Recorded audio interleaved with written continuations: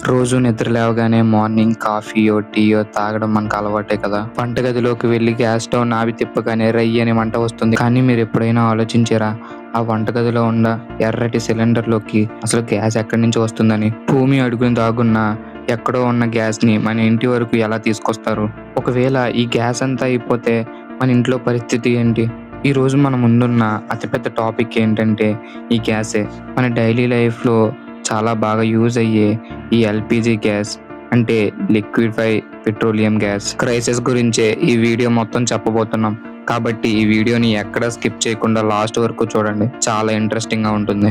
ఇండియాలో మనం వాడుతున్న ఎల్‌పీజీ గ్యాస్ దాదాపు 60% బయట దేశాల నుంచే వస్తుందని మీకు తెలుసా? యెస్, ఇందులో హైయెస్ట్ మనం గల్ఫ్ దేశాల నుంచి దిగుమతి చేసుకుంటున్నాం. ప్రెజెంట్ జరుగుతున్న ఇరాన్ ఇజ్రాయెల్ వార్ కారణంగా ముఖ్యమైన షిప్పింగ్ రూట్ అయిన స్ట్రెయిట్ ఆఫ్ హార్మోజ్ గుండా షిప్‌లు వెళ్ళేవి. కానీ ఇప్పుడు ఆ షిప్పుల్ని యుద్ధాల కారణంగా ఆగిపోయాయి. అందువల్లే ఈ ఎల్‌పీజీ క్రైసిస్ వచ్చింది. అయితే మీకో డౌట్ రావచ్చు. మన ఇండియా అంత పెద్ద దేశం కదా! మనకు సరిపడా ఎల్‌పీజీని మనమే తయారు చేసుకోవచ్చు కదా! అసలు భూమి లోపల నుంచి ఎల్‌పీజీని ఎలా తీస్తారు? ఇలాంటి ఫుల్ డీటెయిల్స్ అన్నీ ఈ వీడియోలో తెలుసుకుందాం. మీకు ఈ వీడియో నచ్చితే ఇప్పుడే లైక్ చేసి మాకు మరింత ఎనర్జీనివ్వండి. అసలు ఈ గ్యాస్ ఎలా పుట్టిందంటే ఒక చిన్న ఎగ్జాంపుల్ చెప్తాను వినండి. మన ఇంట్లో కూరగాయ తొక్కల్ని పూడ్చిపెడితే అవి కొన్ని రోజులకి ఎలా ఎరువులో మారిపోతుందో చూస్తూనే ఉంటాం కదా! సరిగ్గా అలాగే భూమి ఉపరితలం కింద కొన్ని కోట్ల సంవత్సరాలకు ముందు చనిపోయిన జంతువులు, మొక్కలు, డైనోసార్ల శిలాజాలు మట్టి లోతుల్లో కూరుకుపోయాయి. భూమి లోతుల్లో ఉన్న ప్రెజర్ అండ్ టెంపరేచర్ కారణంగా అది చమురులాగా మారి అక్కడే కొన్ని కోట్ల సంవత్సరాల వరకు ఉండిపోయాయి. మనం తవ్వగానే ఇదేమీ పైపైన దొరకదు. సాధారణంగా ఇది సముద్రం లోపల కొన్ని వేల అడుగుల అండ్ అలాగే రాళ్ళ మధ్యలో ఇరుక్కుపోయి ఉంటుంది. అందుకే ఈ గ్యాస్‌ని కనిపెట్టే ప్రాసెస్‌ని చాలా వరకు సముద్ర లోతుల్లోనే చేస్తూ ఉంటారు. ఇది ఎలా చేస్తారంటే పెద్ద పెద్ద బోట్లు వేసుకొని సముద్రంలోకి వెళ్ళి ఇంజినీర్లు సముద్రంలోకి పెద్ద పెద్ద సౌండ్ వేవ్స్‌ని పంపుతారు. డాక్టర్లు కడుపు లోపల బిడ్డ ఎలా ఉందో తెలుసుకోవడానికి అల్ట్రాసౌండ్ స్కానింగ్ ఎలా చేస్తారో సరిగ్గా ఇది కూడా అంతే. ఆ సౌండ్ అనేది కరెక్ట్‌గా కిందకి వెళ్ళి తాకి పైకి వచ్చేటప్పుడు సర్ఫేస్ మీద ఉన్న కేబుల్స్ ద్వారా ఇంజినీర్స్ ఆ డేటాని క్యాప్చర్ చేస్తారు. ఈ డేటా ఆధారంగా పరిశోధకులు సముద్రం కింద ఎలా ఉంది, ఏముంది అని ఒక 3D మ్యాప్ కింద తయారు చేస్తారు. సముద్రం కింద గ్యాస్ ఎక్కడుందో యాక్యురేట్‌గా అంచనా వేయడానికి ఇది చాలా బాగా ఉపయోగపడుతుంది. కానీ మ్యాప్‌లు దొరికినంత మాత్రాన డ్రిల్లింగ్ ఎక్కడ మొదలు పెట్టాలో మనం యాక్యురేట్‌గా చెప్పలేం. దానికోసం ఇంజినీర్లు దాదాపు 9 మీటర్ల పొడవున్న వందలాది స్టీల్ పైపులను ఒకదానికొకటి కలిపి ఒక పెద్ద పైప్ నెట్వర్క్‌ని తయారు చేసి సముద్రం అడుగున ఉన్న రాళ్ళలోకి దింపుతారు. దాని చివర్లో గట్టి మెటల్స్‌తో ఉన్న డ్రిల్ బిట్ ఉంటుంది. అది పెద్ద పెద్ద రాళ్ళను కూడా లెక్క చేయకుండా ముందుకు వెళ్ళిపోతూ ఉంటుంది. అలా కొంత దూరం తవ్విన తర్వాత ఇంజినీర్లు సెన్సార్ లాంటి ఒక లాగిన్ టూల్‌ని దాంట్లోకి పంపుతారు. ఆ మిషన్ రాళ్ళ మధ్యలోకి సిగ్నల్స్ పంపి రాళ్ళ మధ్యలో ఉన్న ప్రెజర్, టెంపరేచర్, స్వభావాన్ని మొత్తం అర్థం చేసుకొని ఇంజినీర్లకు పంపుతుంది. గ్యాస్ కోసం ఇన్ని కోట్ల రూపాయలు ఖర్చు చేసి తవ్వుతున్నా దీనివల్ల మనకేమైనా ఉపయోగం ఉంటుందా లేదా దండగా అనేది ఈ డేటా బట్టే ఆధారపడి ఉంటుంది. ఈ ప్రాసెస్‌లో మొత్తం సేఫ్‌గా అవ్వదు. చాలా ప్రాబ్లమ్స్ కూడా ఎదుర్కోవాలి. అందులో ఒకటి బ్లో అవుట్. ఉదాహరణకు ఒక డ్రింక్ బాటిల్ తీసుకొని దాన్ని షేక్ చేస్తూ ఉంటే ఒక్కసారిగా మూత తీస్తే అందులో ఉన్న గ్యాస్ కూల్ డ్రింక్ ఎలా ఫోర్స్‌తో బయటికి తన్నుకుంటూ వస్తుందో తెలుసు కదా! సేమ్ టు సేమ్ అంతే. భూమి అడుగున ఉన్న ప్రెజర్‌ని కంట్రోల్ చేయకపోతే మనం డ్రింక్ బాటిల్‌లో చూసినట్టే సముద్రంలోకి క్రూడ్ ఆయిల్ మొత్తం పోతుంది. దీన్నే బ్లో అవుట్ అంటారు. ఇది జరిగితే సముద్రంలో ఉన్న జీవులు చనిపోవడమే కాకుండా పర్యావరణంలో చాలా నష్టం జరుగుతుంది. అందుకే ప్రతి అడుగు చాలా జాగ్రత్తగా వేస్తారు. మనం ఏం చిన్న తప్పు చేసినా మొత్తం కొలాప్స్ అయిపోతుంది. మీకు ఈ వీడియో చూస్తుంటే ఇంట్రెస్టింగ్ అనిపిస్తే ఇప్పుడే మన ఛానల్ సబ్స్క్రైబ్ చేసుకోండి. అండ్ అలాగే ఈ వీడియోని లైక్ చేయండి. ఇలాంటి మరిన్ని వీడియోల కోసం ఇప్పుడే గంట సింబల్ని క్లిక్ చేయండి. మీకు ఏ టాపిక్ మీదైనా వీడియోలు కావాలంటే కిందన కామెంట్ చేయండి, తప్పకుండా చేద్దాం. అండ్ అలాగే ఈ వీడియో మీకు ఎలా అనిపిస్తుందో కూడా కిందన కామెంట్ చేయండి. ఇంకా మన టాపిక్లోకి వెళ్ళిపోదాం. అలా సక్సెస్ఫుల్‌గా గ్యాస్ అనేది రిజర్వాయర్‌కి చేరుకున్నాక పైప్‌ని గట్టిగా ఫిక్స్ చేయడానికి స్టీల్ ప్లేట్లు, సిమెంట్ ఉపయోగించి వాటికుండే పార్ట్స్‌ని టైట్‌గా బిగిస్తారు. ఆ తర్వాత సముద్రం అడుగున టన్నుల బరువు ఉండే బ్లూ అవుట్ ప్రివెంటర్ అనే ఒక పెద్ద రక్షణ పరికరాన్ని అమరుస్తారు. ఇదొక సేఫ్టీ వాల్వ్ లాగనమాట.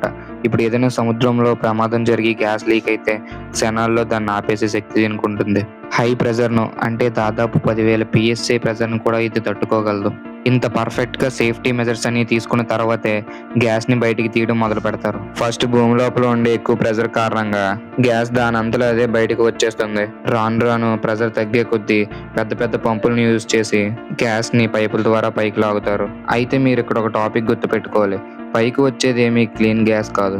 ఇలా వస్తున్నప్పుడు వాటర్, క్రూడ్ ఆయిల్, ఇసుక, బురద అన్నీ కలిసిపోయి వస్తాయి. గ్యాస్ పైకి రాగానే ముందు చేయాల్సింది ఈ మిక్స్చర్‌ని సెపరేట్ చేయడం. సముద్రంపై ఉన్న ఇలాంటి ప్లాట్‌ఫామ్‌లపై పెద్ద పెద్ద మెషిన్స్ ఉపయోగించి దీన్ని gas, liquid hydrocarbons and water అనే 3 టైప్స్‌లో డివైడ్ చేస్తారు. వాటర్‌ని క్లీన్ చేసి మళ్ళీ సముద్రంలోకే వదిలేస్తారు. దొరికిన క్రూడ్ ఆయిల్‌ని బ్యారెల్స్‌లో ఫిల్ చేసి మిగిలిన గ్యాస్‌ని క్లీన్ చేయడానికి పంపుతారు. ఈ దశలోనే గ్యాస్‌లో ఉన్న మాయిశ్చర్‌ను పూర్తిగా తొలగిస్తారు. ఇలా ఎందుకు చేస్తారంటే తేమ ఉంటే గ్యాస్ పైపుల లోపల తుప్పు పడుతుంది. లేదా వాతావరణం మారినప్పుడు గ్యాస్ పైపులు గడ్డకడతాయి. మొత్తం పైప్ లైన్ మొత్తం బ్లాక్ అయిపోతుంది.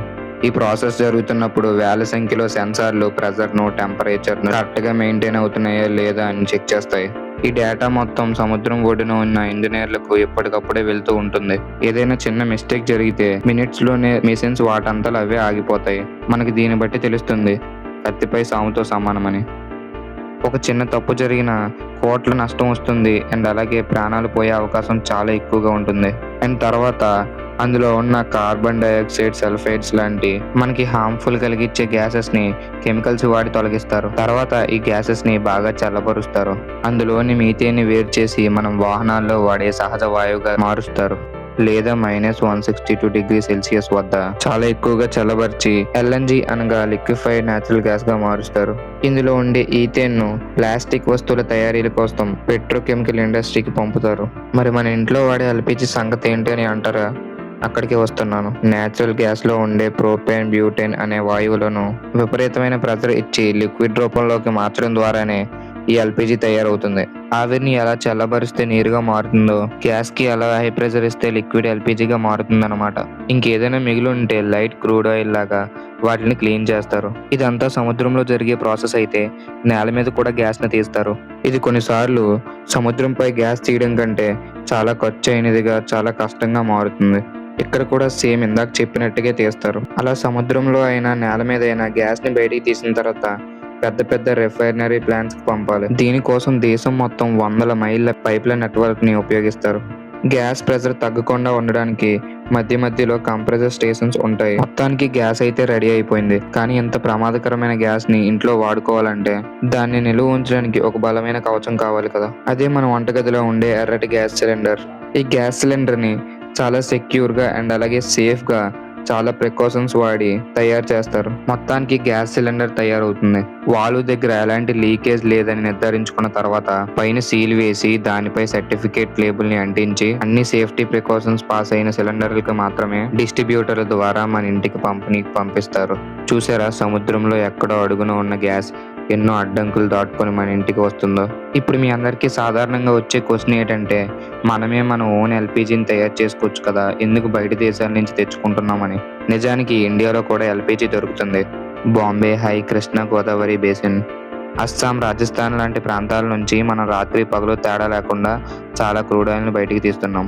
వాటితో పాటే ఎల్పిజి తయారు చేయడానికి దొరికే వాయువులు కూడా దొరుకుతాయి. ఇక్కడ అసలు సమస్య ఏంటంటే మన జనాభా దాదాపు 140 కోట్లు దాటింది. ఇప్పుడు మనకి మార్నింగ్, నైట్, తెల్లవారి, మధ్యాహ్నం ఎప్పుడు పడితే అప్పుడు ఎల్పిజి కావాలి. ఈ కారణం వల్లనే ఇండియాలో మనం ఎంత ప్రొడ్యూస్ చేసినా ఇండియా మొత్తానికి సరిపడా ప్రొడ్యూస్ చేయలేం. ఇందువలన మనం ఎల్పిజి కోసం ఇతర దేశాలపై ఆధారపడాల్సి వస్తుంది. ఇంత ఎక్కువ మోతాదులో మన భూమిలో అంత ఎక్కువ నిల్వలు లేవు.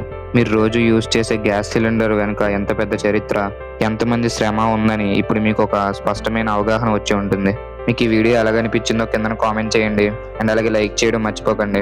ఇలాంటి మరిన్ని ఆసక్తికరమైన విషయాలు మన ఛానల్లో వస్తూనే ఉంటాయి కాబట్టి సబ్స్క్రైబ్ చేసి పెట్టుకోండి. మీరు లాస్ట్ వరకు చూసినట్టయితే థ్యాంక్ యూ ఫర్ వాచింగ్.